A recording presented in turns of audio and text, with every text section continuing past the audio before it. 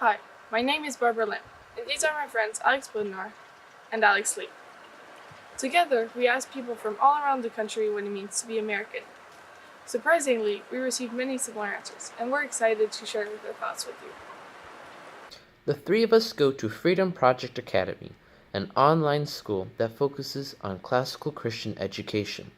It enables us to go to school with other students from around America, including Washington, Wisconsin, and Texas. Okay, let's get into the video.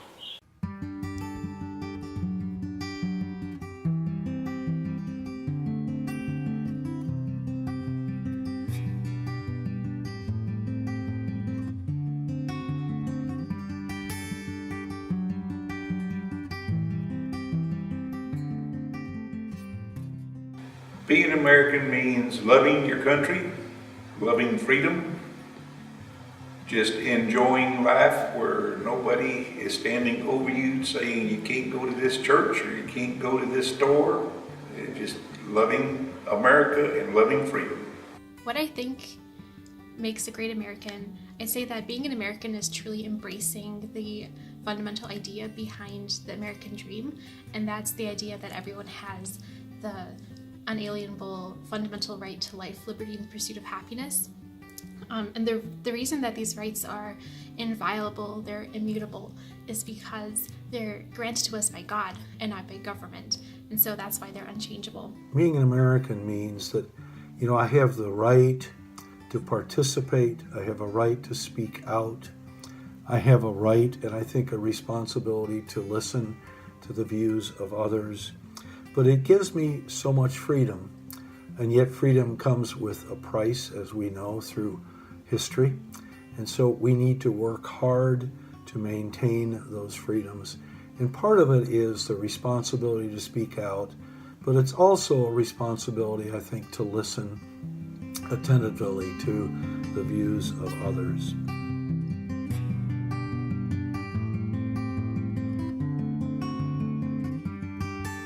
We have certain privileges and rights here in this country that I don't necessarily see in some of the other countries. I've been in the Middle East, I've been in parts of Europe and in Central America.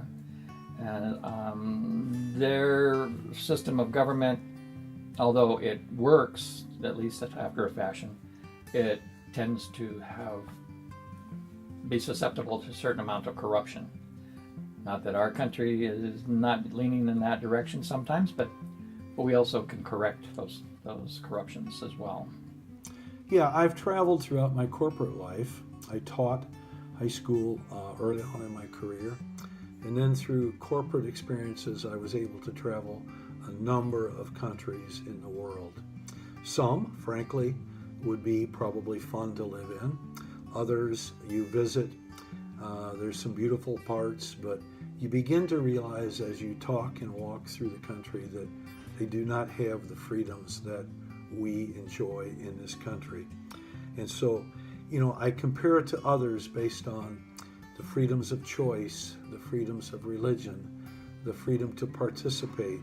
And in some countries, you simply don't have those freedoms. The religion aspect a lot, because some of the reasons I traveled was on mission trips. So seeing that some countries have mandatory religion and it's not freedom of religion for everyone would probably be the biggest difference.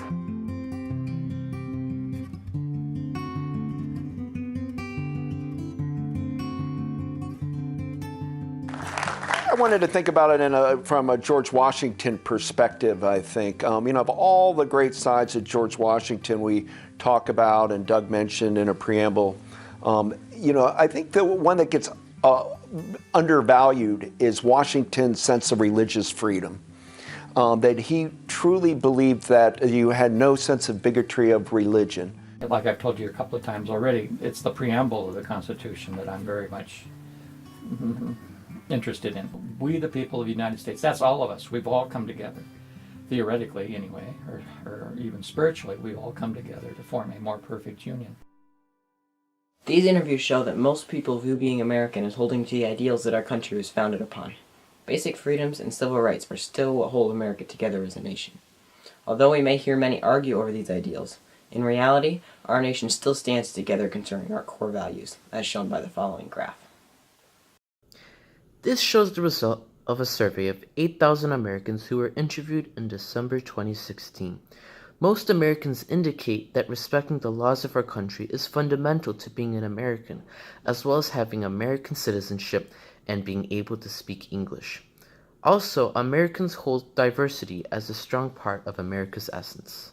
At times when America seems hopelessly divided, we can still stand on common grounds concerning the basic values that our founding fathers have instituted.